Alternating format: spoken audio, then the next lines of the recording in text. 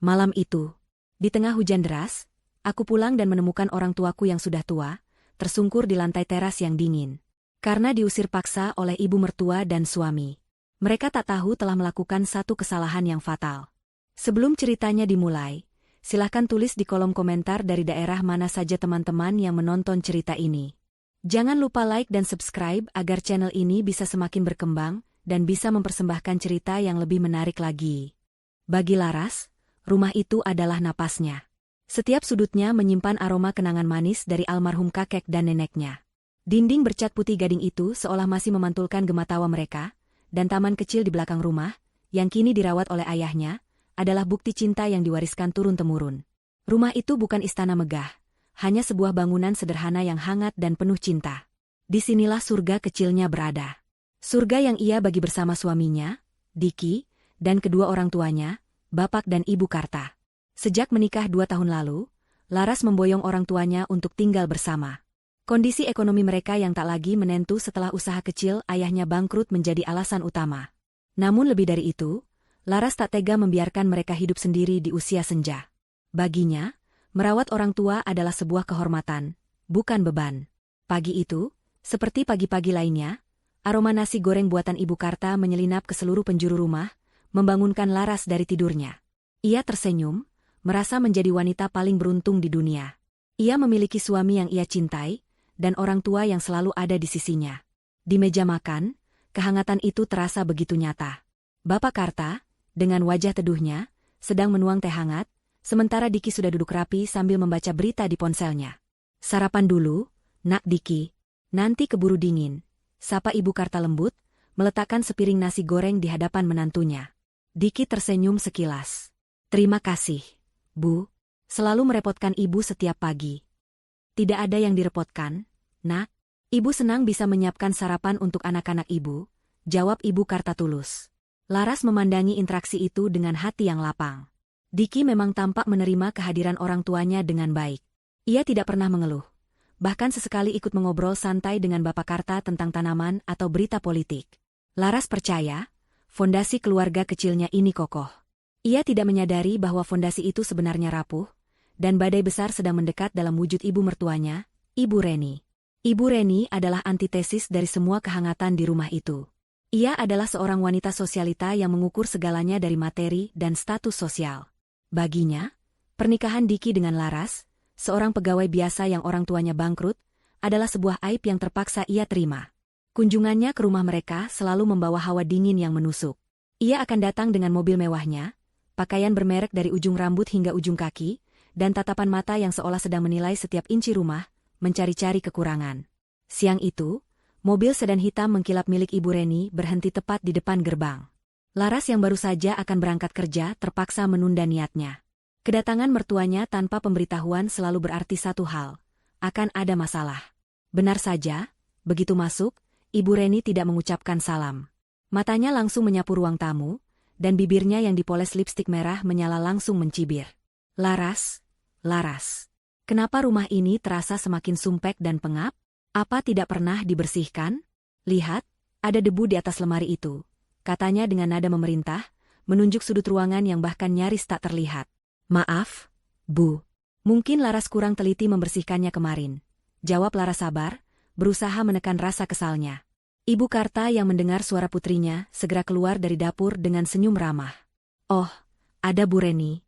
Mari, Bu, silakan duduk. Mau dibuatkan minum apa?" Ibu Reni hanya melirik sekilas, tanpa membalas senyuman itu. "Tidak perlu. Saya tidak haus. Saya hanya ingin melihat keadaan anak saya." Kasihan Diki, pasti lelah sekali bekerja seharian lalu pulang ke rumah yang seperti pasar. Ucapan itu bagai sembilu yang mengiris hati Ibu Karta dan Laras. Namun mereka memilih diam. Melawan Ibu Reni hanya akan memperkeruh suasana, dan Laras tidak ingin Diki terjebak dalam posisi yang sulit. Selama ini, Laras selalu berpikir bahwa diamnya adalah cara terbaik untuk menjaga kedamaian. Ia salah besar. Diamnya justru dianggap sebagai kelemahan, sebuah persetujuan atas segala penghinaan yang dilontarkan mertuanya. Puncak dari segala drama itu terjadi seminggu kemudian. Ibu Reni mengumumkan akan mengadakan makan malam di rumah Laras dan Diki. Ia mengundang beberapa teman arisannya yang ia sebut sebagai kalangan elit. Tujuannya jelas, Ia ingin menunjukkan bahwa meskipun menantunya biasa-biasa saja, ia masih punya kendali atas rumah putranya. Laras dan ibunya terpaksa bekerja keras seharian, memasak berbagai hidangan mewah pesanan Ibu Reni. Mereka ingin semua berjalan sempurna, agar tidak ada lagi celah bagi Ibu Reni untuk menghina. Malam itu, para tamu Ibu Reni datang dengan penampilan glamor mereka. Mereka memandang Bapak dan Ibu Karta dengan tatapan aneh, seolah bertanya-tanya siapa dua orang tua berpenampilan sederhana itu. Ibu Reni memperkenalkan mereka dengan nada enggan. "Oh, ini orang tuanya Laras. Mereka tinggal di sini." Kata-katanya menggantung, membiarkan para tamunya menarik kesimpulan sendiri. Suasana di meja makan terasa kaku. Laras berusaha tersenyum, sementara Diki lebih banyak diam, sesekali tertawa kecil menanggapi lelucon teman-teman ibunya. Bapak dan Ibu Karta merasa canggung, mereka hanya menunduk dan makan dalam diam. Ketika hidangan utama selesai, tiba saatnya menyajikan sup asparagus krim, hidangan penutup yang disiapkan khusus oleh Ibu Karta. Dengan hati-hati, Ibu Karta membawa mangkuk besar berisi sup panas itu ke meja makan.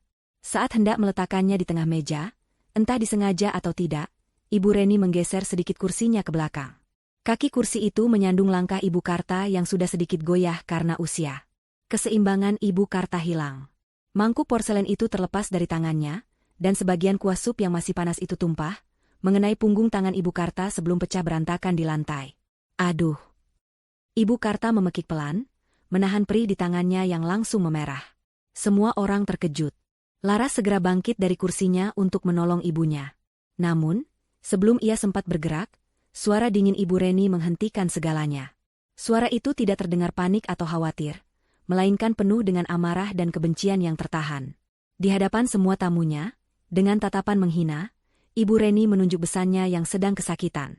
"Lihatlah, sudah tua, ceroboh, hanya bisa merusak suasana. Kalau kerja tidak becus, lebih baik tidak usah di sini. Hanya menyusahkan anakku saja." Waktu seolah berhenti. Kata-kata itu begitu tajam, begitu kejam, hingga udara di sekitar mereka terasa membeku. Para tamu saling berbisik, melemparkan pandangan kasihan yang dibuat-buat. Bapak Karta mengepalkan tangannya di bawah meja, wajahnya memerah menahan amarah yang tak bisa ia luapkan. Ibu Karta hanya bisa menunduk. Air matanya mulai menetes, bukan karena rasa perih di tangannya, tapi karena hatinya yang hancur berkeping-keping. Laras mematung. Ia menatap ibunya yang terhina, ayahnya yang tak berdaya, dan kemudian tatapannya beralih pada Diki. Inilah momen yang paling menyakitkan. Suaminya, pelindungnya, pria yang seharusnya membelanya dan keluarganya, hanya duduk diam membisu. Tak ada sepatah kata pun pembelaan yang keluar dari bibirnya. Ia hanya menatap lantai dengan ekspresi serba salah, seolah berharap bisa menghilang dari sana. Dalam keheningan yang memekakan itu, Laras merasa surga kecilnya telah terkoyak. Kepercayaan dan cintanya pada Diki mulai retak. Malam itu, ia sadar bahwa perang untuk mempertahankan harga diri keluarganya baru saja dimulai, dan ia harus menghadapinya sendirian. Malam setelah insiden sup panas itu terasa panjang dan mencekam. Setelah para tamu pulang, Ibu Reni pergi tanpa mengucapkan sepatah kata pun, meninggalkan kekacauan dan hati yang terluka di belakangnya. Laras segera membawa ibunya ke kamar, mengobati luka bakarnya dengan salep sambil menahan air mata yang mendesak keluar. Ibu Karta terus berkata bahwa itu bukan apa-apa, hanya kecelakaan kecil. Tapi Laras tahu, luka yang paling perih bukanlah yang ada di kulit ibunya, melainkan yang tergores di dalam jiwanya. "Sudahlah, Enduk, tidak apa-apa. Mungkin ibu memang kurang hati-hati," bisik Ibu Karta lirih, berusaha menenangkan putrinya, padahal dialah yang paling tersakiti. "Ini bukan salah ibu," desis Laras. Suaranya bergetar karena marah. "Ini semua salah mereka." Malam itu Laras mencoba berbicara pada Diki. Ia menemukan suaminya duduk termenung di balkon. Saat Laras menumpahkan semua kekecewaan dan kemarahannya, Diki hanya memberikan jawaban yang membuat hatinya semakin hancur. "Sudahlah, Ras. Mama mungkin sedang lelah saja.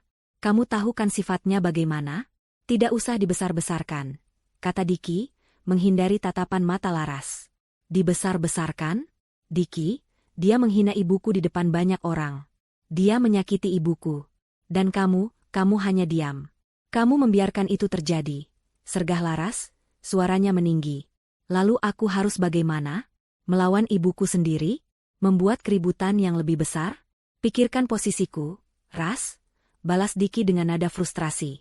Malam itu, Laras tidur memunggungi suaminya. Ada jurang yang mulai tercipta di antara mereka, dan jurang itu digali semakin dalam oleh Ibu Reni pada hari-hari berikutnya.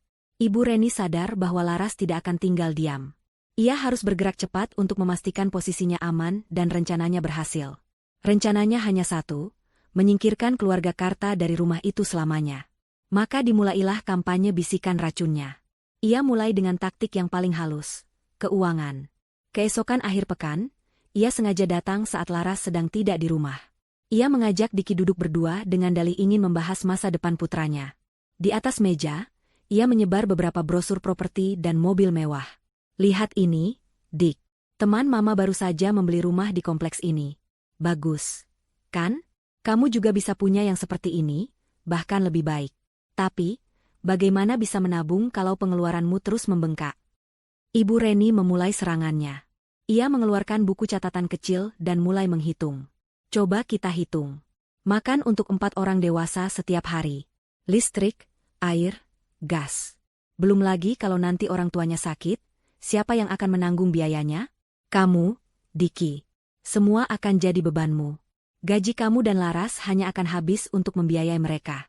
Kapan kamu bisa menikmati hasil kerjamu sendiri? Kata-kata itu, yang dibungkus dengan kepedulian palsu, mulai meresap ke dalam pikiran Diki. Selama ini ia tidak pernah benar-benar menghitung pengeluaran sedetail itu. Kini, semua terasa seperti beban yang nyata. Racun berikutnya yang disebarkan Ibu Reni adalah serangan terhadap harga diri dan status sosial Diki. Ia tahu putranya sangat peduli dengan citranya di mata orang lain. Beberapa hari kemudian, ia menelepon Diki dengan nada suara yang dibuat sedih. Diki, tadi Mama ketemu sama Tante Susi di mal. Dia tanya, kenapa kamu masih belum pindah dari rumah warisan itu? Terus dia bilang, dia dengar kamu sekarang menampung mertuamu yang sudah tidak punya apa-apa. Cerita Ibu Reni dengan nada penuh drama. Mama malu sekali, Nak. Anak Mama satu-satunya dianggap tidak mampu, sampai harus berbagi rumah dengan mertua. Orang akan berpikir kamu hanya menumpang pada istrimu. Serangan itu tepat mengenai sasaran. Ego Diki sebagai seorang pria dan kepala keluarga terluka. Ia mulai merasa kehadiran bapak dan ibu Karta di rumahnya adalah sebuah penanda kegagalan. Ia mulai membenci perasaan itu, dan secara tidak sadar, ia mulai menyalurkan kebencian itu kepada sumber masalahnya, kedua mertuanya. Perubahan sikap Diki terjadi secara perlahan namun pasti. Ia yang tadinya ramah, kini menjadi pendiam dan mudah tersinggung di hadapan bapak dan ibu Karta. Ia sering pulang larut malam untuk menghindari makan malam bersama. Jika bapak Karta mencoba mengajaknya bicara, Diki hanya akan menjawab sekenanya lalu pergi. Laras merasakan perubahan itu dengan sangat jelas. Rumah yang dulu terasa hangat kini diselimuti oleh ketegangan yang dingin. Ibu Reni tidak berhenti di situ. Ia mulai menciptakan insiden-insiden kecil untuk memperburuk citra bapak dan ibu Karta. Suatu hari, ia yang sedang berkunjung berpura-pura kehilangan dompetnya. Ia membuat seisi rumah panik.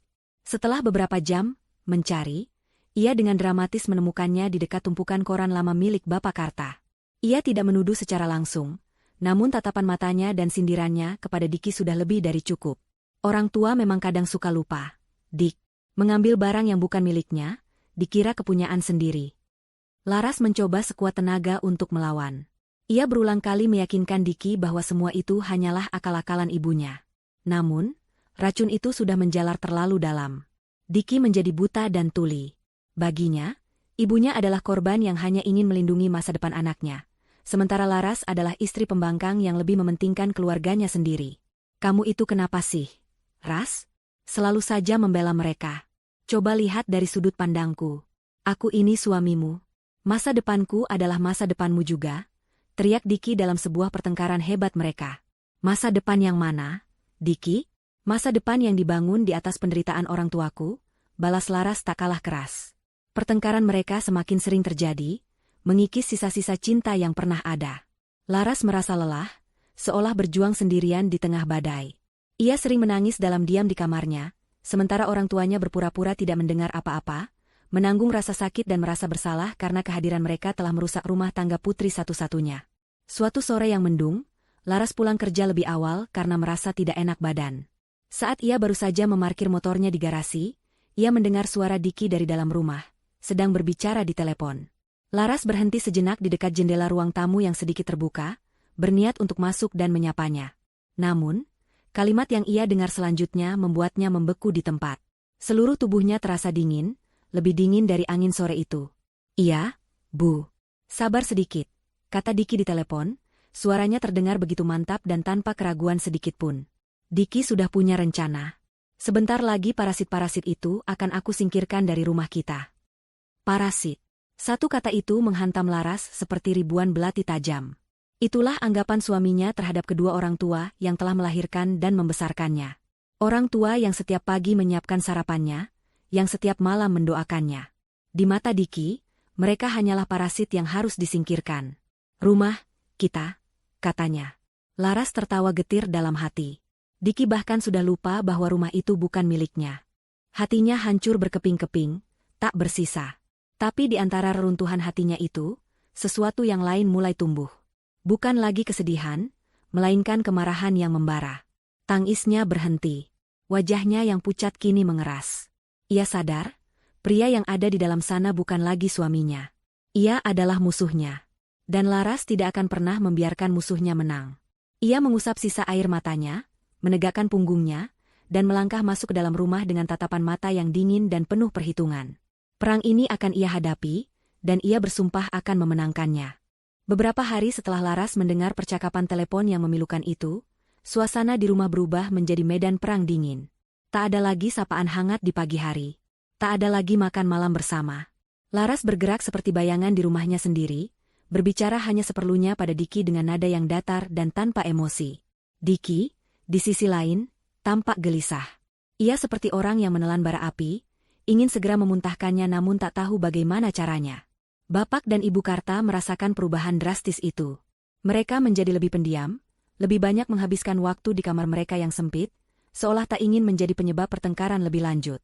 Mereka berjalan berjinjit, takut suara langkah mereka pun bisa memicu ledakan amarah menantu mereka. Langit di luar rumah seolah ikut merasakan ketegangan itu. Awan kelabu menggantung rendah, membuat suasana semakin muram dan menyesakan. Badai itu akhirnya pecah pada hari Jumat sore. Laras sedang terjebak dalam rapat penting di kantornya yang tak bisa ia tinggalkan. Saat itu, sebuah mobil taksi berhenti di depan rumah, dan dari dalamnya keluarlah Ibu Reni. Ia tidak datang sendiri. Di belakangnya, dua orang pria berbadan tegap mengikutinya. Ia melangkah masuk ke dalam rumah tanpa permisi, dengan aura seorang ratu yang akan merebut kembali istananya. Bapak dan Ibu Karta yang sedang menonton televisi di ruang tengah terkejut melihat kedatangannya. Belum sempat mereka bertanya, Ibu Reni sudah memberi perintah dengan suara lantang. Cepat kemasi barang-barang kalian. Semua. Saya beri waktu 1 jam. Setelah itu, saya tidak mau lagi melihat wajah kalian di rumah anak saya ini, katanya tanpa basa-basi, sambil menunjuk ke arah kamar mereka. Bapak Karta, yang kesabarannya telah habis, akhirnya berdiri. Tubuhnya yang renta tampak bergetar, bukan karena takut, tapi karena amarah yang selama ini ia pendam. Anda tidak punya hak untuk mengusir kami, Bu Reni. Ini rumah anak kami, Laras. Kami akan menunggu Laras pulang. Ibu Reni tertawa sinis. Tawa yang begitu merendahkan. Rumah anakmu? Jangan bermimpi. Sejak Laras menikah dengan Diki, semua miliknya adalah milik anakku juga. Dan Diki sudah tidak sudi lagi rumahnya diisi oleh benalu seperti kalian. Sekarang cepat berkemas, atau orang-orang saya ini yang akan membereskannya untuk kalian. Ancamnya, sambil melirik kedua pria di belakangnya. Ibu Karta menarik lengan suaminya, memohon dengan tatapan matanya agar tidak melawan. Tapi harga diri Bapak Karta sudah terlanjur diinjak-injak. Kami tidak akan pergi dari sini sebelum Laras pulang. Tegasnya sekali lagi. Amarah Ibu Reni meledak. Ia segera mengeluarkan ponselnya dan menelepon Diki. Dengan suara yang dibuat-buat panik dan penuh air mata palsu, ia memutarbalikkan fakta. Diki, cepat pulang, nak, ibumu diancam.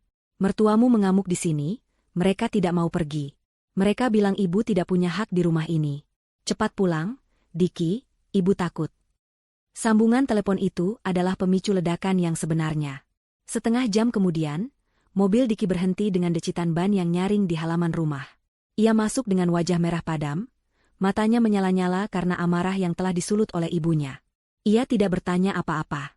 Ia tidak mencoba mencari tahu kebenarannya. Pikirannya sudah diracuni sepenuhnya. Apa yang kalian lakukan pada ibuku? Bentaknya pada Bapak dan Ibu Karta. Kami tidak melakukan apa-apa, nak Diki.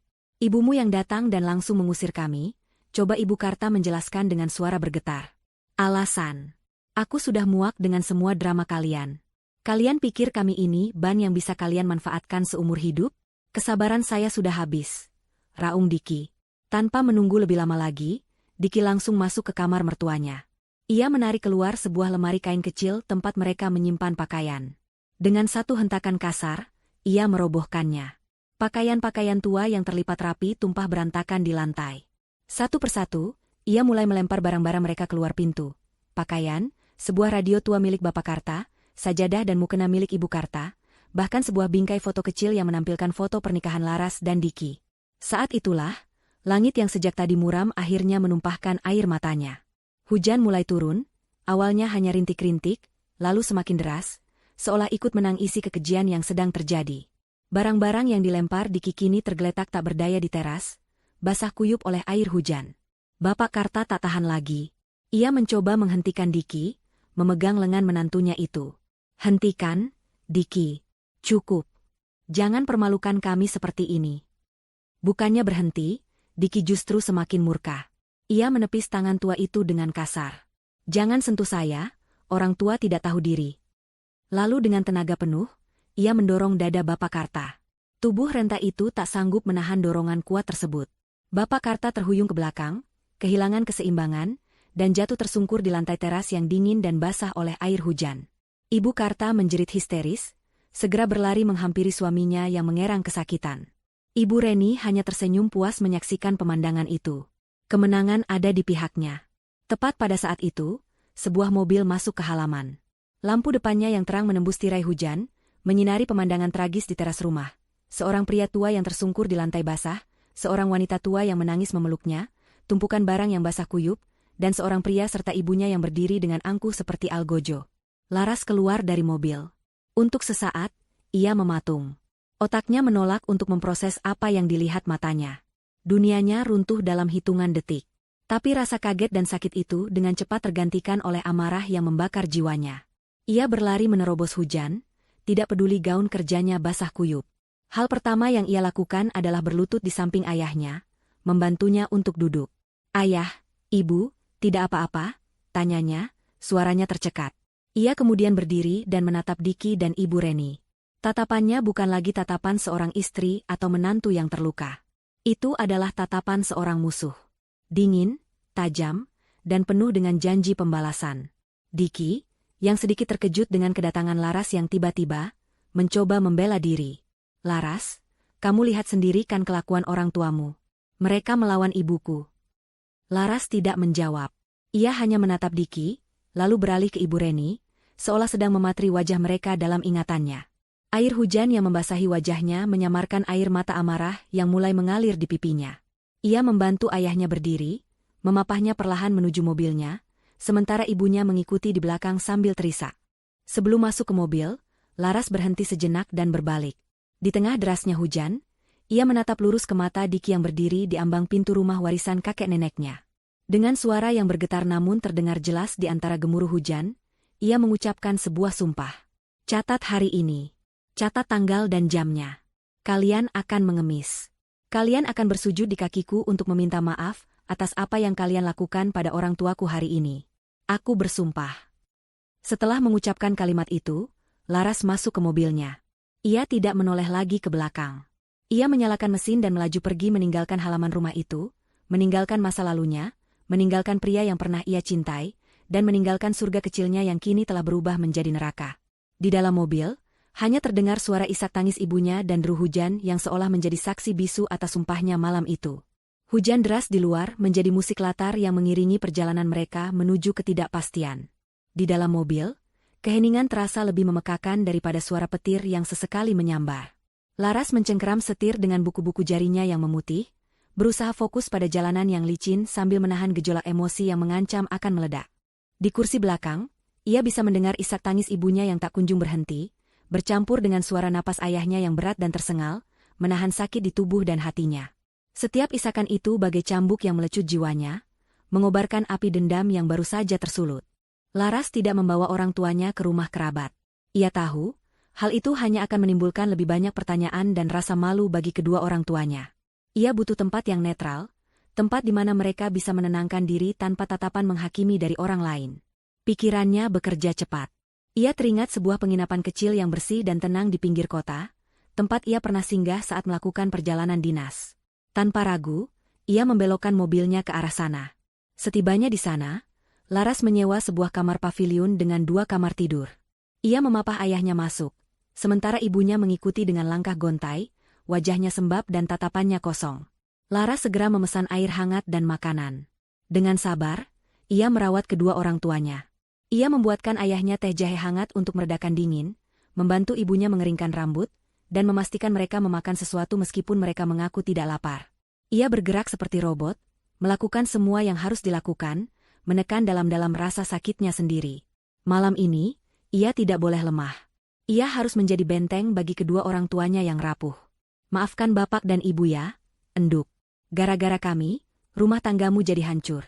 Ucap Bapak Kartaliri setelah mereka selesai makan, suaranya serak menahan tangis. Laras menggenggam tangan ayahnya yang keriput dan dingin. Ini bukan salah ayah atau ibu.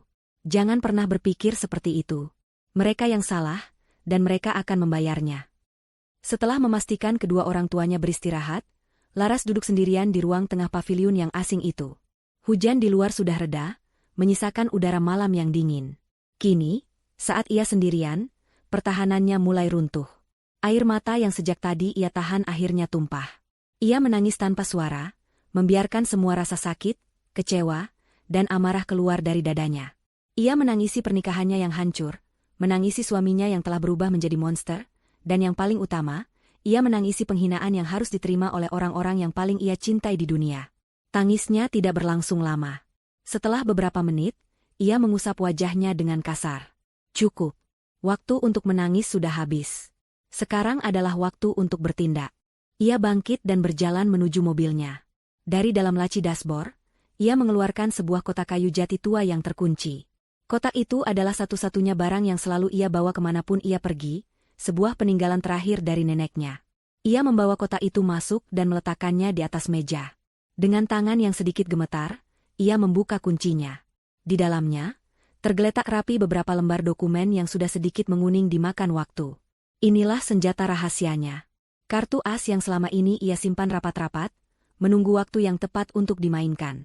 Dan malam ini adalah waktunya. Dokumen pertama yang ia ambil adalah yang paling penting, sertifikat hak milik atas tanah dan bangunan rumah itu. Di sana, tertulis dengan jelas dan tanpa keraguan, nama pemilik tunggal, Laras Setiawati. Bukan Laras dan Diki. Hanya Laras Setiawati. Rumah itu adalah warisan dari kakek dan neneknya, yang namanya dialihkan kepadanya tepat sebulan sebelum ia menikah. Neneknya pernah berpesan, simpan ini baik-baik, enduk. Jangan tunjukkan pada siapapun kecuali keadaan memaksamu. Harta bisa membutakan mata laki-laki. Biarlah ini menjadi jaring pengamanmu. Laras selalu menuruti nasihat itu. Ia tidak pernah memberitahu Diki atau bahkan Ibu Reni tentang status kepemilikan ini, untuk menjaga keharmonisan dan menghindari anggapan bahwa ia lebih dominan. Sebuah kebaikan yang kini ia sesali. Dokumen kedua adalah surat wasiat asli dari kakeknya, yang ditulis tangan dengan kalimat-kalimat yang penuh cinta. Laras membacanya lagi, dan matanya kembali berkaca-kaca. Kami wariskan rumah ini untuk cucu kami satu-satunya, Laras Setiawati, sebagai tempatnya berlindung dan membangun kebahagiaan. Jaga rumah ini, nak, karena di setiap batunya ada doa kami. Doa. Ironisnya, rumah yang penuh doa itu kini telah dinodai oleh kejahatan. Dokumen terakhir adalah tumpukan bukti pembayaran pajak bumi dan bangunan, PBB, selama 5 tahun terakhir. Semuanya lunas, dan semuanya ia bayarkan dari gajinya sendiri, diam-diam, tanpa pernah meminta sepeser pun dari Diki. Ini adalah bukti tak terbantahkan bahwa ialah satu-satunya pihak yang telah menjalankan kewajiban sebagai pemilik sah properti tersebut. Sambil memegang ketiga dokumen itu, Laras merasakan kekuatan baru mengalir ke dalam dirinya. Rasa takut dan sedihnya menguap, digantikan oleh sebuah ketenangan yang dingin dan mematikan. Ia bukan lagi korban yang terusir. Ia adalah sang pemilik yang akan merebut kembali haknya. Diki dan Ibu Reni bukan lagi keluarga. Mereka adalah penghuni liar yang telah menempati propertinya secara ilegal dan melakukan perbuatan tidak menyenangkan. Ia mengambil ponselnya. Jarinya bergerak cepat di atas layar, mencari sebuah nama di kontaknya. Sebuah nama yang ia simpan untuk keadaan darurat, Bapak Tirtayasa, pengacara. Beliau adalah teman lama almarhum kakeknya, seorang pengacara senior yang terkenal tegas dan tak kenal kompromi. Ia menekan tombol panggil. Telepon itu tersambung setelah beberapa dering. "Selamat malam, dengan kantor hukum Tirtayasa Rekan," sapa suara di seberang. "Selamat malam," jawab Laras, suaranya terdengar mantap dan jelas. "Nama saya Laras Setiawati, cucu dari almarhum Bapak Wijoyo. Saya butuh bantuan hukum secepatnya." Ada jeda sejenak, sebelum suara yang lebih berat dan berwibawa mengambil alih. "Laras? Ini Om Tirta. Ada apa, Nak? Kenapa menelepon selarut ini?" Laras menarik napas dalam-dalam, mengumpulkan semua kekuatannya. "Maaf mengganggu malam-malam, Om. Saya butuh bantuan Om untuk mengambil kembali properti saya di Jalan Kenanga. Rumah itu saat ini ditempati secara ilegal oleh suami dan ibu mertua saya." Terdengar helaan napas berat dari seberang. "Saya mengerti.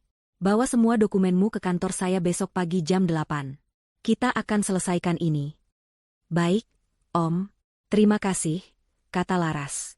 Sebelum menutup telepon, ia menambahkan satu kalimat lagi, sebuah kalimat yang menyegel takdir Diki dan Ibu Reni. Kalimat yang diucapkannya dengan nada dingin tanpa emosi. "Om, saya mau rumah saya kembali. Dan saya mau mereka keluar dari sana tanpa membawa apapun kecuali pakaian di badan mereka." Sementara Laras dan kedua orang tuanya memulai hidup baru yang sementara di paviliun penginapan yang sunyi, di rumah Jalan Kenanga, Diki dan Ibu Reni justru sedang merayakan kemenangan mereka. Bagi mereka, kepergian Laras dan keluarganya adalah pembebasan. Rumah itu kini terasa lebih luas, lebih megah, dan yang terpenting, sepenuhnya berada di bawah kendali mereka. Mereka telah berhasil menyingkirkan apa yang mereka anggap sebagai parasit, dan kini saatnya untuk menikmati hasil dari kekejian mereka. Pagi hari setelah malam pengusiran itu, Ibu Reni berjalan mengelilingi rumah dengan dagu terangkat tinggi. Ia menyentuh dinding, mengamati perabotan, seolah sedang menilai wilayah kekuasaan barunya. Rencana-rencana besar langsung tersusun di kepalanya.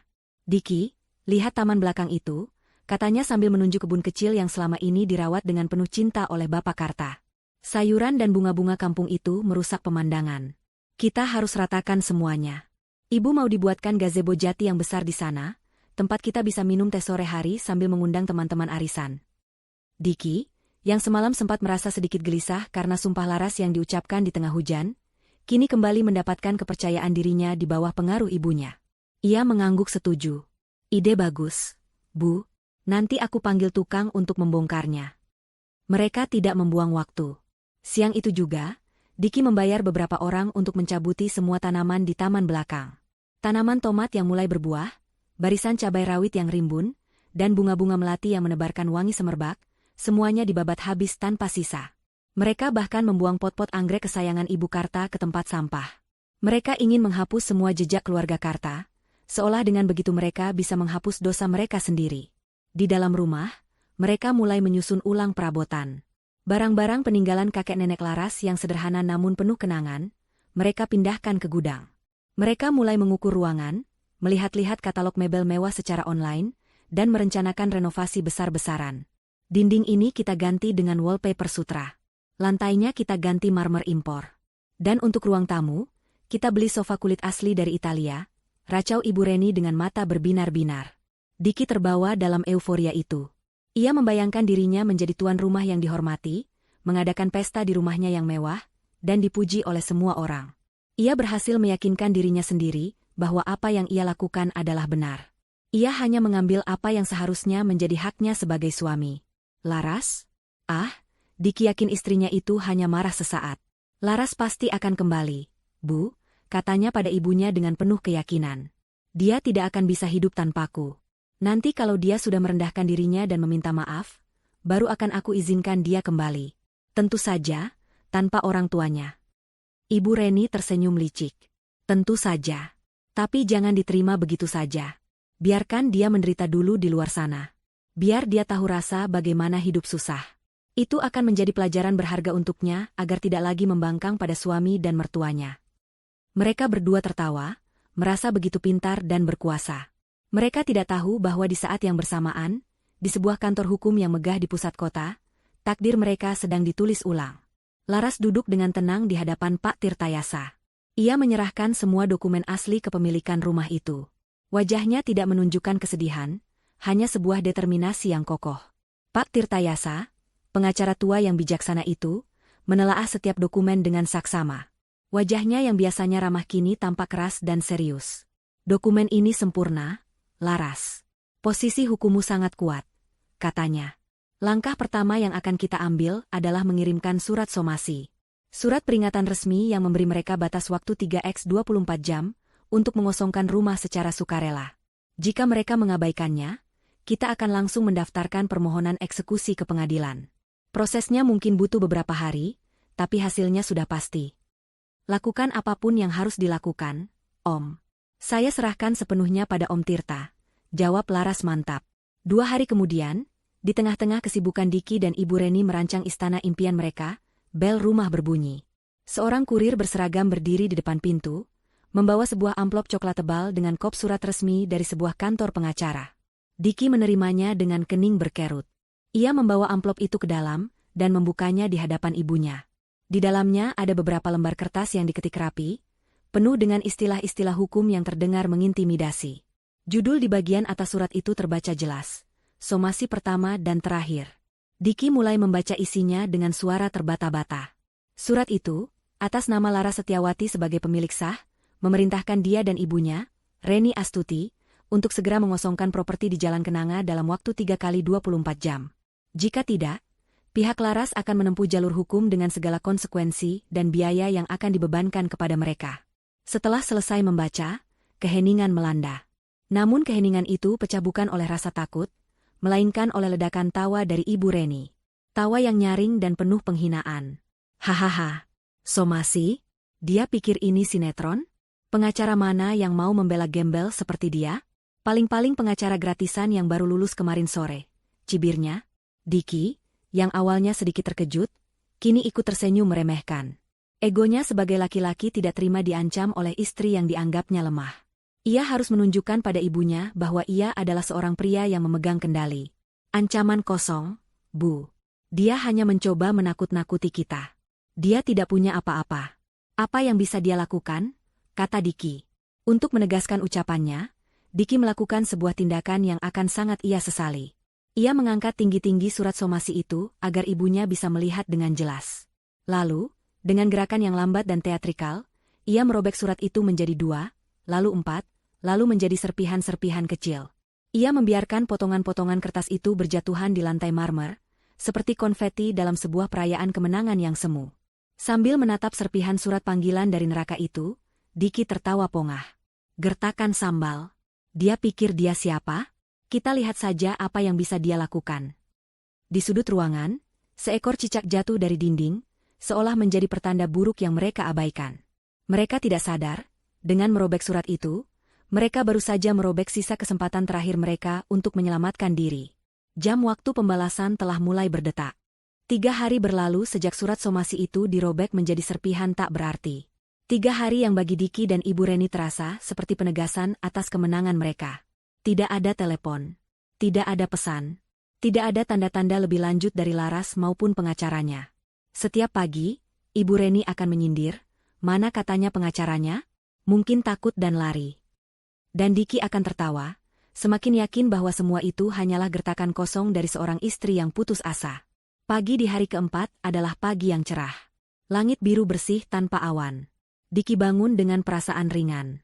Ia sudah menghubungi seorang kontraktor dan membuat janji untuk bertemu siang nanti guna membahas detail renovasi. Ibu Reni, dengan daster sutranya yang mewah, sedang menikmati secangkir teh ginseng di teras depan, sambil membolak-balik majalah interior. Kehidupan terasa sempurna. Mereka sudah benar-benar melupakan ancaman dalam surat yang telah mereka buang ke tempat sampah itu. Namun, ketenangan pagi itu mulai terusik oleh suara deru mesin yang tidak biasa.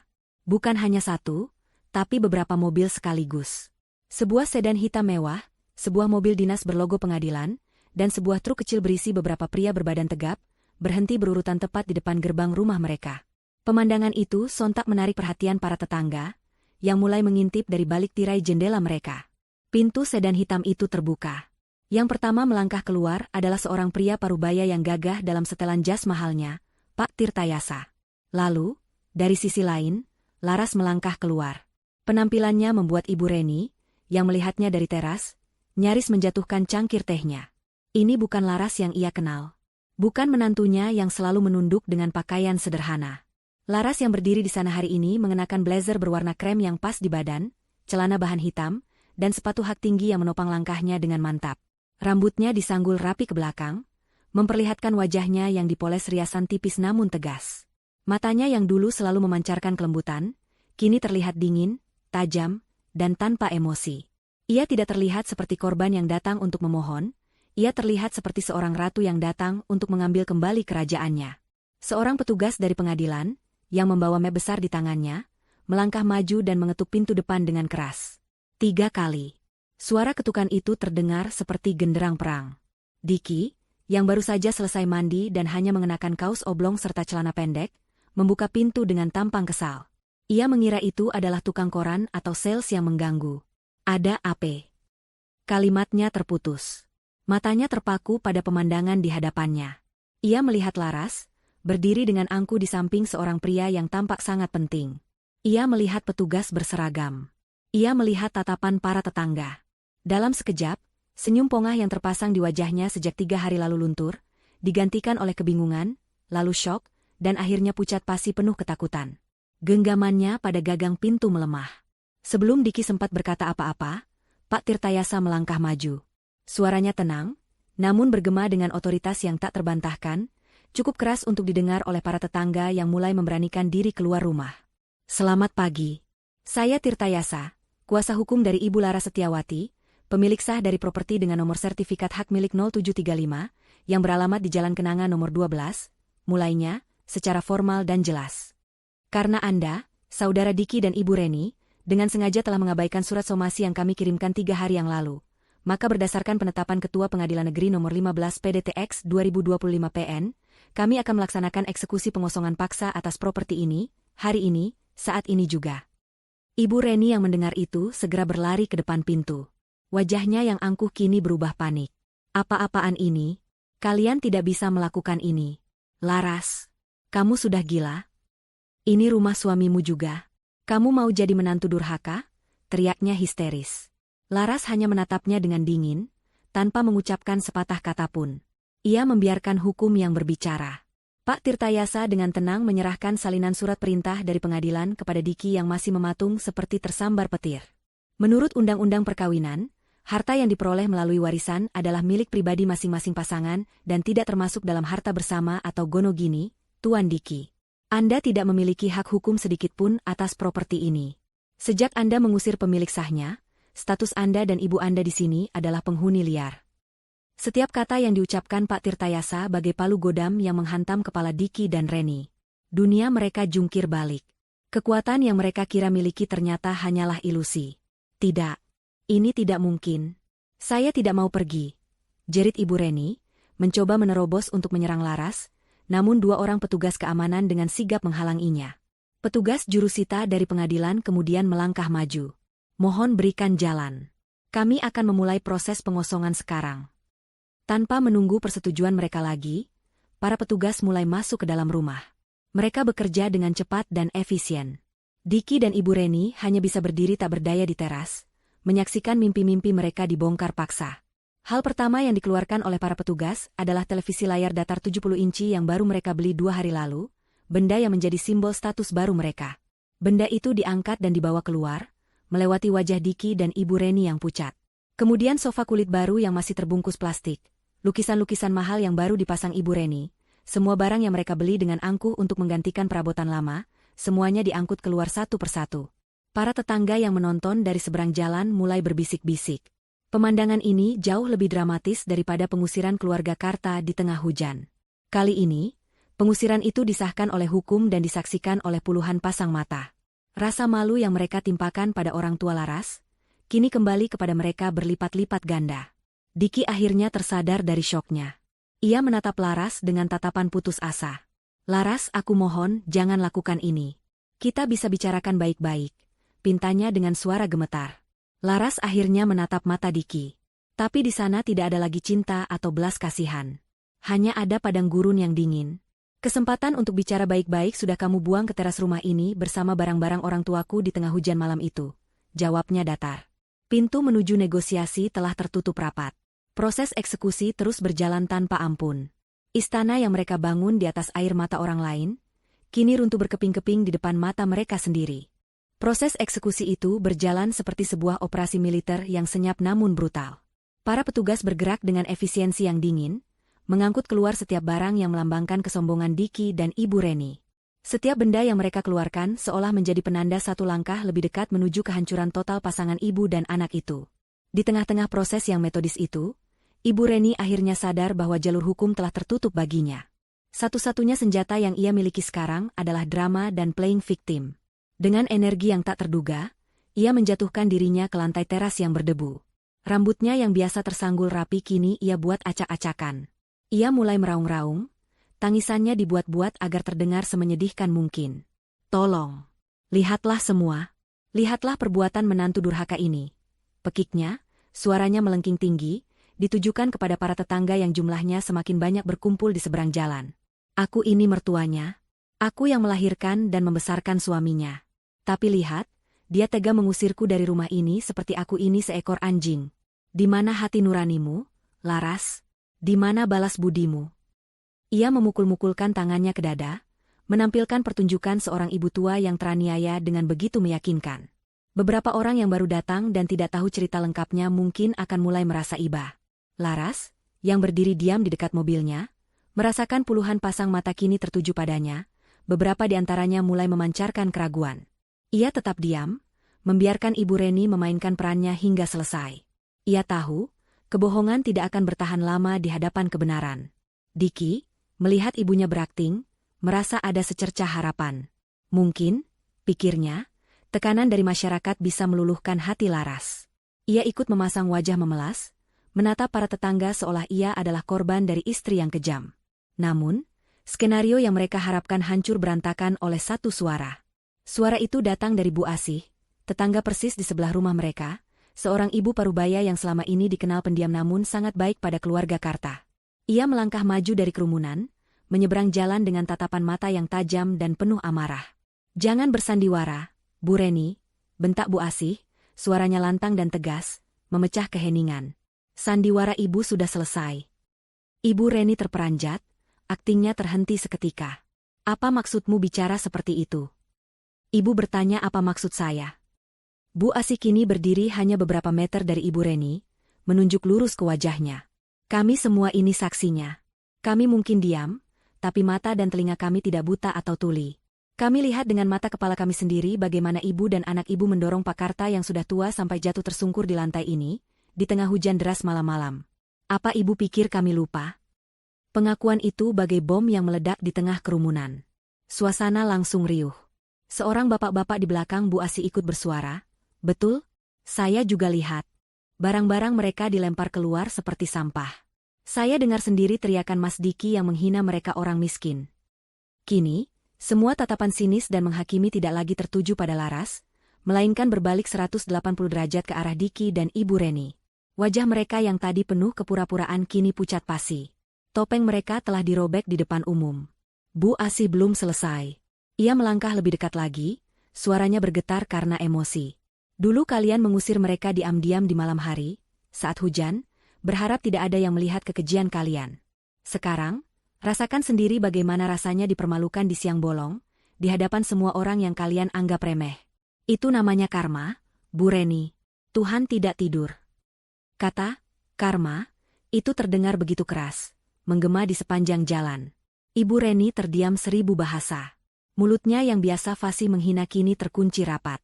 Ia mencoba menatap berkeliling mencari dukungan, tapi yang ia dapatkan hanyalah tatapan cemooh dan jijik. Reputasinya, status sosial yang begitu ia agung-agungkan, hancur lebur menjadi debu dalam hitungan menit. Diki merasa seolah bumi sedang terbelah di bawah kakinya. Rasa malu yang ia rasakan begitu luar biasa, membakar seluruh tubuhnya. Ia ingin lari, ingin bersembunyi, tapi kakinya terasa terpaku di lantai. Ia melihat beberapa rekan kerjanya yang kebetulan lewat, berhenti dan menonton dengan ekspresi kaget. Habislah sudah riwayatnya. Proses eksekusi akhirnya selesai. Rumah itu kini kosong melompong. Petugas jurusita kemudian memasang segel resmi di pintu depan, sebuah stiker besar yang menyatakan bahwa properti tersebut berada di bawah pengawasan pengadilan dan statusnya telah kembali kepada pemilik sah, Laras Setiawati. 2 orang petugas membawa keluar 2 buah koper berisi pakaian milik Diki dan ibunya, lalu meletakkannya begitu saja di trotoar jalan. Pak Tirtayasa mendekati Laras. Semua sudah selesai, Laras. Rumah ini kembali menjadi milikmu. Laras mengangguk pelan. Ia mengucapkan terima kasih kepada pengacaranya dan tim dari pengadilan. Sebelum masuk ke mobilnya, matanya sempat bertemu dengan mata Diki. Di mata suaminya itu, ia tidak melihat lagi arogansi, hanya ada kehancuran dan permohonan tanpa suara. Tapi bagi Laras, semua sudah terlambat. Ia tidak merasakan apa-apa lagi. Tidak benci, tidak cinta, hanya hampa. Ia masuk ke dalam mobilnya dan melaju pergi, meninggalkan Diki dan Ibu Reni yang berdiri terpaku di trotoar di samping dua koper mereka. Para tetangga masih berdiri di sana, menatap mereka dengan pandangan yang sulit diartikan, campuran antara kasihan dan puas. Mobil-mobil petugas pun satu persatu pergi, meninggalkan jalanan yang kembali sepi. Kini, hanya tersisa mereka berdua, diusir dari rumah yang bukan milik mereka, dipermalukan di hadapan dunia, tanpa punya tempat untuk dituju. Mereka kini benar-benar merasakan bagaimana rasanya menjadi orang terbuang, persis seperti yang mereka lakukan pada Bapak dan Ibu Karta. Namun kali ini tanpa ada seorang anak pun yang datang untuk menyelamatkan mereka. Matahari siang itu terasa begitu terik, seolah ikut membakar sisa-sisa harga diri Diki dan Ibu Reni yang tercecer di trotoar Jalan Kenanga. Kerumunan tetangga perlahan-lahan bubar, kembali ke rumah masing-masing, meninggalkan mereka berdua dalam kesunyian yang memalukan. Mereka berdiri di sana selama hampir 1 jam, di samping dua koper yang menjadi satu-satunya harta mereka yang tersisa. Mobil-mobil yang lewat seolah sengaja melambat, penumpangnya menatap mereka dengan rasa ingin tahu. Kita harus pergi dari sini, desis Diki, suaranya serak. Rasa malunya sudah tak tertahankan. Pergi kemana? Balas Ibu Reni ketus, tatapannya kosong menatap rumah yang kini tertutup rapat. Kau sudah menghancurkan segalanya, Diki. Pertengkaran pertama dari rentetan pertengkaran panjang mereka pun dimulai. Di pinggir jalan itu, mereka mulai saling menyalahkan. Ibu Reni menyalahkan Diki yang ia sebut sebagai laki-laki lemah dan bodoh, karena tidak mengetahui status kepemilikan rumah. Diki balas menyalahkan ibunya yang terus-menerus meracuni pikirannya, dan memaksanya melakukan tindakan keji itu.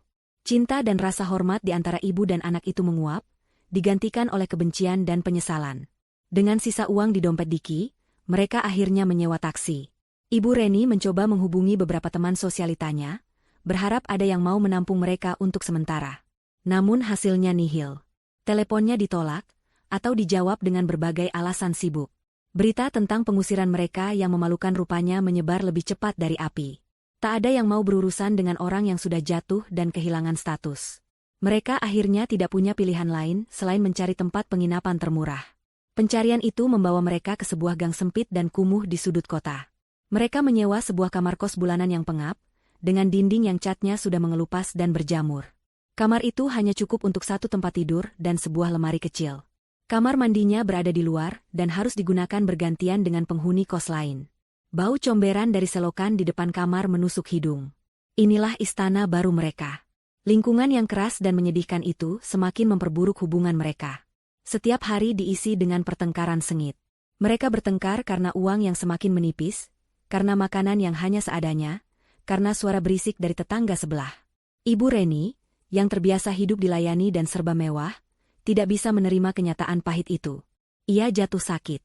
Bukan sakit fisik yang parah, melainkan sakit yang lahir dari stres, depresi, dan tekanan jiwa.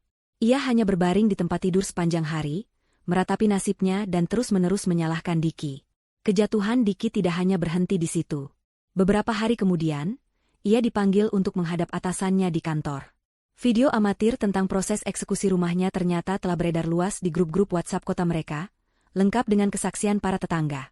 Pihak perusahaan merasa citra mereka tercoreng oleh skandal pribadi karyawannya yang dianggap tidak beretika. Dengan berat hati, Diki diberhentikan dari pekerjaannya. Kini, mereka benar-benar berada di titik terendah. Tanpa rumah, tanpa pekerjaan, tanpa teman, dan dengan uang yang hampir habis. Diki terpaksa menjual mobilnya dengan harga sangat murah untuk menyambung hidup. Ia mulai mencari pekerjaan apa saja, namun reputasinya yang buruk membuatnya sulit diterima dimanapun. Akhirnya, ia terpaksa bekerja sebagai kuli angkut di pasar, sebuah pekerjaan yang dulu tidak pernah terlintas sedikit pun dalam benaknya. Setiap hari ia pulang dengan tubuh penuh peluh dan bau, membawa upah yang hanya cukup untuk membeli nasi bungkus untuknya dan ibunya. Di tengah penderitaan itu, hanya ada satu nama yang terus berputar di kepala Diki, Laras. Ia mulai merindukan Laras, bukan hanya sebagai istri, tapi sebagai penyelamat. Ia membayangkan kelembutan Laras, masakan Laras, senyuman Laras. Ia meyakinkan dirinya sendiri bahwa di balik tatapan dingin Laras tempo hari, pasti masih ada sisa cinta untuknya. Keputusasaan membuatnya nekat. Suatu sore, setelah mendapat sedikit upah, Diki tidak langsung pulang. Ia pergi ke gedung kantor tempat Laras bekerja. Dengan pakaiannya yang lusuh dan bau keringat, ia menunggu di seberang jalan, mengamati setiap orang yang keluar dari gedung itu. Setelah hampir 2 jam menunggu, ia akhirnya melihat sosok yang ia cari. Laras berjalan keluar bersama beberapa temannya, tampak begitu profesional dan bahagia. Hati Diki terasa diremas. Dengan sisa-sisa keberanian yang ia miliki, Diki berlari menyeberang jalan dan mengadang langkah Laras. Teman-teman Laras terkejut melihat penampilan Diki yang acak-acakan. Laras sendiri hanya menatapnya datar. Tanpa peduli pada tatapan orang-orang di sekelilingnya, Diki langsung berlutut di atas aspal parkiran yang panas. Ia menangis terseduh-seduh, sebuah tangisan penyesalan yang tulus namun sudah terlambat. Laras, maafkan aku. Aku mohon, maafkan aku. Isaknya, mencoba meraih ujung pakaian Laras. Aku salah, aku bodoh, aku dibutakan oleh ibuku. Tolong, Ras, terima aku kembali. Aku akan lakukan apa saja. Ibu sakit-sakitan, kami tidak punya apa-apa lagi. Aku mohon, beri aku satu kesempatan lagi. Laras menatap pria yang sedang bersujud di kakinya itu. Pria yang pernah menjadi suaminya, kini terlihat begitu menyedihkan. Tidak ada rasa benci di hatinya, yang ada hanya rasa kasihan yang hampa. Kasihan pada makhluk lemah yang telah menghancurkan hidupnya sendiri. Ia tidak mengucapkan sepatah kata pun. Dengan gerakan tenang, ia membuka tas tangannya dan mengeluarkan sebuah amplop putih. Bukan uang. Bukan surat pengampunan. Melainkan salinan surat gugatan cerai yang telah didaftarkan oleh pengacaranya pagi itu. Ia menjatuhkan amplop itu di depan Diki yang masih bersujud. Kertas itu mendarat pelan di atas aspal yang kotor. Pengacaraku akan menghubungimu, hanya itu yang Laras katakan. Suaranya dingin, tanpa getar, tanpa emosi.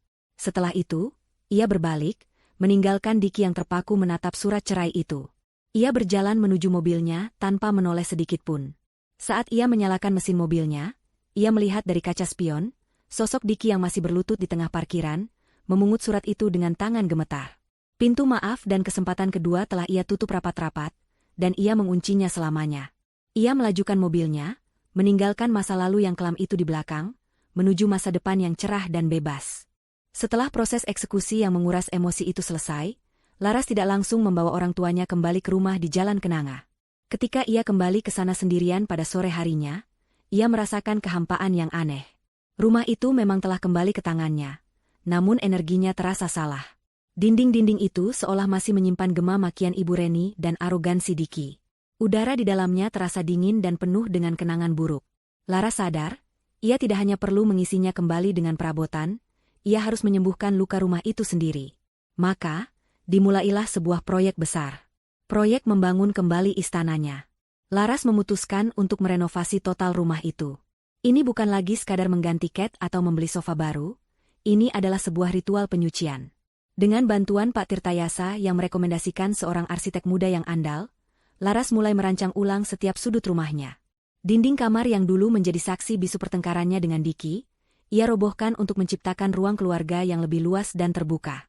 Warna-warna cat yang muram ia ganti dengan palet warna cerah seperti putih gading, biru langit, dan hijau sage yang memberikan kesan lapang dan damai. Bagian yang paling ia perhatikan adalah taman belakang. Di atas tanah tempat kebun ayahnya dulu dibabat habis, Laras meminta sang arsitek untuk merancang sebuah taman surga kecil. Sebuah kolam ikan koi dengan gemericik air yang menenangkan dibangun di sudut, dikelilingi oleh bebatuan alam. Berbagai jenis bunga-bunga wangi seperti mawar, sedap malam, dan kamboja Jepang ditanam, menggantikan sayuran yang dulu ada. Di tengah-tengahnya, dibangun sebuah pendopo kayu kecil, tempat mereka bisa duduk bersantai dan menikmati sore. Ini adalah caranya menebus rasa sakit ayahnya, dengan memberikan sesuatu yang jauh lebih indah dari apa yang telah direnggut. Selama proses renovasi yang memakan waktu hampir 3 bulan itu, Laras tidak tinggal diam. Peristiwa pahit yang ia alami telah menempa mentalnya menjadi sekeras baja. Ia menolak untuk terlarut dalam status janda yang meratap. Energi dan amarahnya ia salurkan ke dalam sesuatu yang produktif. Terinspirasi dari keahlian memasak ibunya yang luar biasa, Laras memulai sebuah bisnis dari paviliun penginapan mereka. Ia membuka usaha catering kecil-kecilan dan makanan beku, frozen food, dengan resep-resep warisan keluarga. Awalnya ia hanya melayani pesanan dari teman-teman kantornya. Namun, dari mulut ke mulut, kelezatan masakannya menyebar dengan cepat. Pesanan untuk acara-acara kecil, arisan, hingga rapat kantor mulai berdatangan. Laras bekerja tanpa lelah, mengurus semuanya mulai dari belanja bahan, pengemasan, hingga pemasaran melalui media sosial. Bapak dan Ibu Karta, melihat semangat putri mereka, ikut membantu dengan antusias. Ibu Karta menjadi kepala koki yang menjaga kualitas rasa, sementara Bapak Karta membantu dalam hal pengantaran.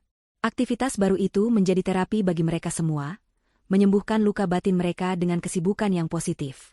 3 bulan kemudian, renovasi rumah itu selesai. Istana kecil mereka terlahir kembali, lebih cantik, lebih hangat, dan lebih megah dari sebelumnya. Hari itu, dengan mobil barunya yang ia beli dari keuntungan bisnisnya, Laras menjemput kedua orang tuanya. Ia tidak mengatakan apa-apa, hanya meminta mereka menutup mata saat mobil memasuki halaman rumah. Ketika Bapak dan Ibu Karta membuka mata, mereka terkesiap. Mereka berdiri di hadapan rumah yang terasa familiar namun sama sekali berbeda. Begitu melangkah masuk, air mata haru tak bisa mereka bendung. Mereka melihat sebuah rumah yang terang benderang, penuh dengan perabotan baru yang nyaman dan ditata dengan penuh selera. Laras kemudian membawa mereka ke kamar tidur utama yang luas, yang kini ia siapkan khusus untuk mereka. "Ini kamar ayah dan ibu sekarang," kata Laras lembut. Tangis kedua orang tuanya pecah. Mereka bukan lagi penumpang yang menempati kamar sempit di belakang.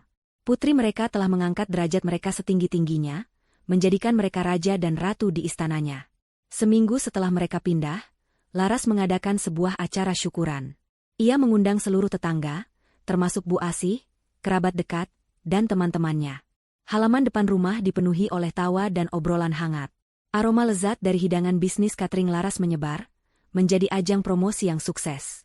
Acara itu adalah deklarasi kemenangan Laras, sebuah penegasan bahwa ia tidak hancur, melainkan terlahir kembali menjadi lebih kuat. Di puncak acara, Laras berdiri di hadapan semua tamu dan meminta perhatian sejenak. Ia mengucapkan terima kasih atas semua dukungan yang telah ia terima. Lalu, ia berbalik menghadap kedua orang tuanya yang duduk di kursi kehormatan. "Ayah, Ibu," mulainya, suaranya sedikit bergetar menahan haru. Laras tahu, ada satu impian terbesar ayah dan ibu yang selama ini belum terwujud karena keadaan. Laras mungkin tidak bisa mengembalikan waktu yang hilang atau menghapus semua luka, tapi Laras ingin mencoba mewujudkan mimpi itu sekarang. Ia memberikan sebuah kotak berbalut kertas emas kepada ayahnya. Dengan tangan gemetar, Bapak Karta membukanya. Di dalamnya, tergeletak 2 buah paspor, 2 tiket pesawat menuju Jeddah, dan sebuah map berisi seluruh dokumen akomodasi dan jadwal perjalanan ibadah umrah. Untuk sesaat, Bapak dan Ibu Karta hanya bisa mematung menatap isi kotak itu. Impian mereka untuk bisa bersujud di Baitullah, sebuah mimpi yang mereka kira sudah terkubur selamanya bersama kebangkrutan mereka, kini ada di depan mata. Air mata kebahagiaan yang paling murni mengalir deras di pipi mereka yang keriput. Mereka bangkit dan memeluk putri tunggal mereka dengan erat. Isak tangis bahagia mereka terdengar oleh semua tamu, membuat banyak dari mereka ikut meneteskan air mata. Malam itu, di tengah istana yang ia bangun kembali dari puing-puing pengkhianatan, Laras telah berhasil mengembalikan mahkota kehormatan kepada kedua orang tuanya. Itulah kekayaan yang sesungguhnya. 1 tahun berlalu sejak acara syukuran yang mengharukan itu. Kehidupan di rumah Jalan Kenanga mengalir dengan tenang dan penuh kebahagiaan, seperti gemericik air di kolam ikan koi yang kini menjadi pusat taman. Bisnis catering Laras, yang diberi nama Dapur Karta, berkembang pesat. Ia sudah memiliki beberapa karyawan dan sebuah dapur komersial kecil yang ia bangun di paviliun belakang rumah. Ia kini dikenal sebagai seorang pengusaha wanita yang ulet dan sukses. Citranya sebagai janda yang teraniaya telah sepenuhnya berganti menjadi sosok wanita mandiri yang menginspirasi. Bapak dan Ibu Karta tampak 10 tahun lebih muda.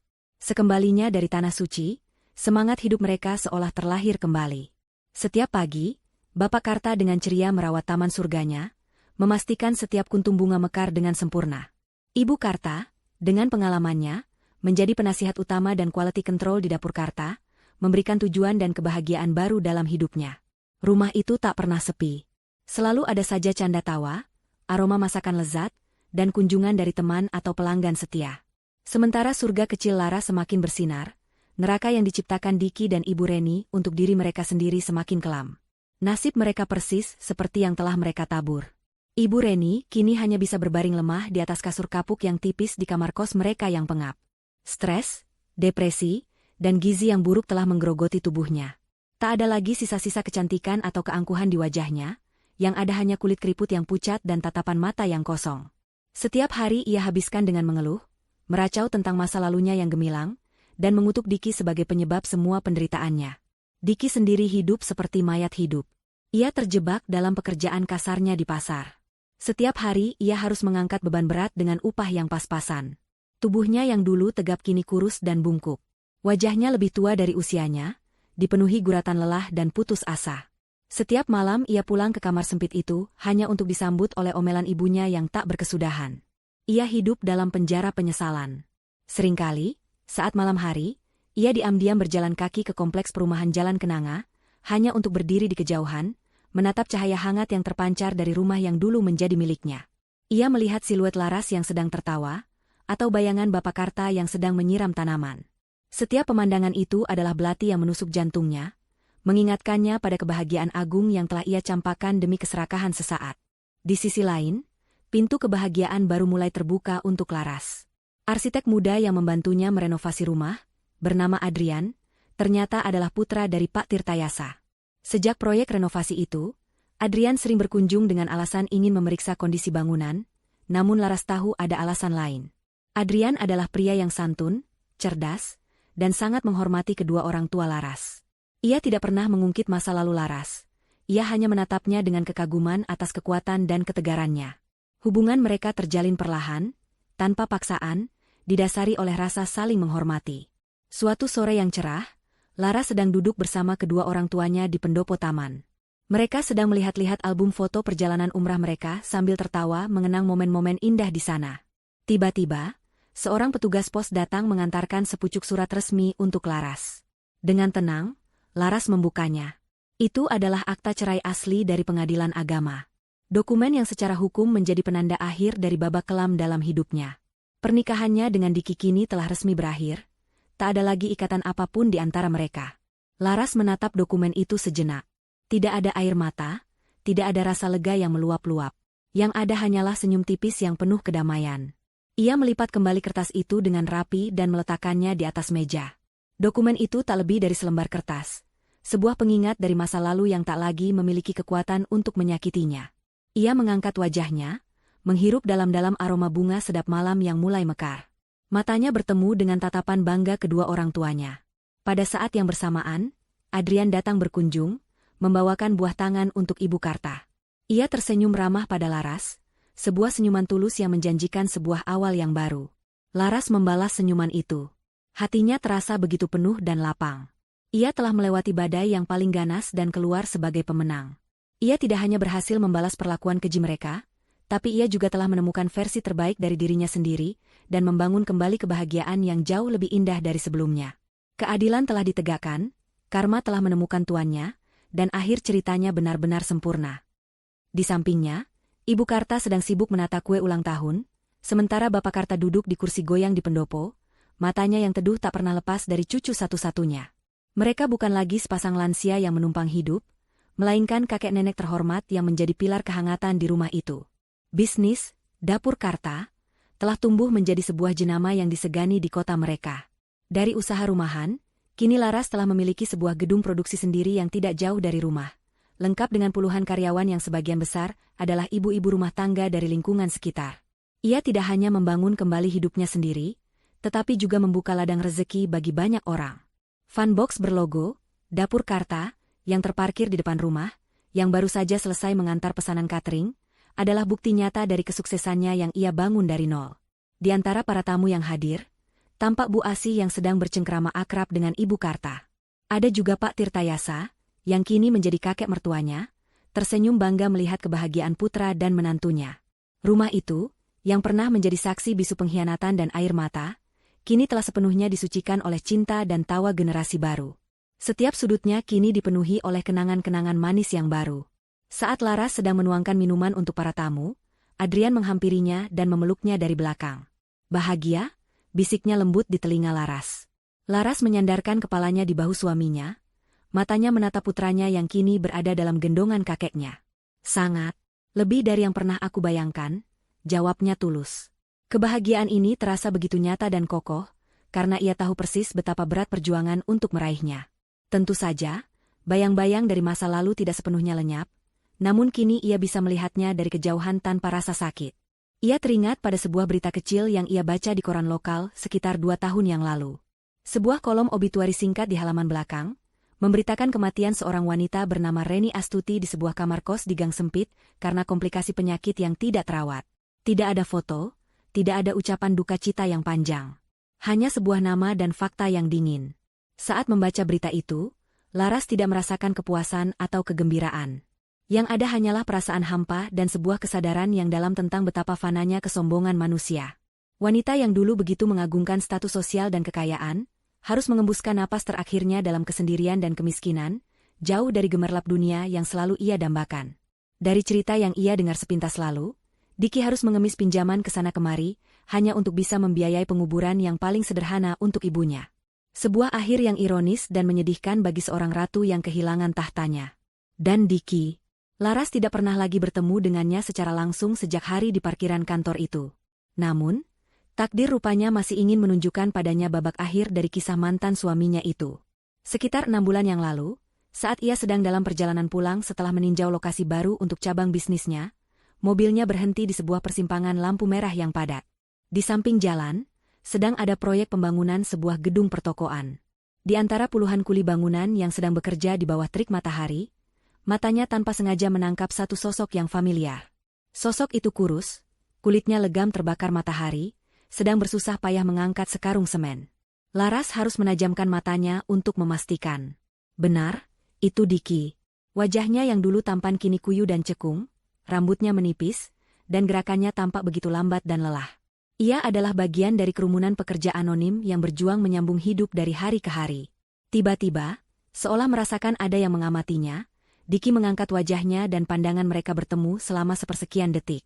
Waktu seolah berhenti. Laras bisa melihat dengan jelas ekspresi di mata Diki. Bukan lagi amarah atau permohonan, melainkan kehampaan yang total. Sebuah kekosongan jiwa dari seseorang yang telah kehilangan segalanya, termasuk harapan. Dan Diki, ia melihat Laras di dalam mobilnya yang nyaman, wajahnya bersinar sehat dan bahagia, dan di kursi penumpang di sampingnya, ada Adrian. Di kaca spion dalam, Diki bisa menangkap sekilas pantulan kursi bayi di jok belakang. Dalam 1 detik itu, Diki melihat seluruh kehidupan yang seharusnya bisa ia miliki, terhampar di depan matanya namun tak terjangkau seperti fata morgana. Ia melihat keluarga, kebahagiaan, dan kemapanan yang telah ia tukar dengan keserakahan sesaat. Wajahnya langsung menua 10 tahun. Ia membuang muka, kembali menunduk pada karung semennya, seolah beban di pundaknya itu adalah seluruh penyesalan hidupnya yang harus ia pikul selamanya. Lampu lalu lintas berubah hijau. Adrian, yang tidak menyadari pertemuan tanpa suara itu, bertanya, "Kenapa, sayang? Kok melamun?" Laras tersentak pelan. Ia menatap ke depan, ke jalanan yang terbentang luas. "Tidak apa-apa. Hanya teringat sesuatu," jawabnya. Ia menekan pedal gas dengan mantap, melajukan mobilnya ke depan, meninggalkan sosok Diki dan proyek bangunan yang berdebu itu di belakang, tanpa menoleh lagi. Malam itu, setelah pesta ulang tahun bintang selesai dan rumah kembali tenang, Laras menidurkan putranya di kamarnya. Ia menyelimuti bintang dan mengecup keningnya. Sebelum mematikan lampu, ia berhenti sejenak di ambang pintu, memandangi kamar yang penuh dengan mainan dan gambar-gambar ceria. Ia kemudian berjalan ke ruang keluarga, tempat Adrian sedang membaca buku sambil menunggunya. Ia duduk di sampingnya, dan tanpa berkata apa-apa, Adrian langsung merangkulnya. Laras memejamkan matanya, merasakan kehangatan yang nyata. Ia akhirnya mengerti. Ia tidak pernah benar-benar memaafkan Diki dan Ibu Reni, karena beberapa perbuatan memang tak layak dimaafkan. Namun, ia juga tidak lagi membenci mereka. Mereka telah menjadi begitu kecil dan tidak berarti dalam kehidupannya yang besar dan penuh warna. Kebahagiaan terbesarnya bukanlah karena melihat mereka menderita, melainkan karena ia berhasil membuktikan bahwa ia bisa hidup dan berkembang jauh lebih baik tanpa mereka. Pembalasan terbaiknya bukanlah kehancuran mereka, melainkan kebahagiaannya yang sempurna. Taman hatinya yang dulu diinjak-injak, kini telah kembali berbunga, jauh lebih indah dan lebih kuat dari sebelumnya. Dan kali ini, ia sendiri yang akan memastikan tidak akan ada hama yang bisa merusaknya lagi.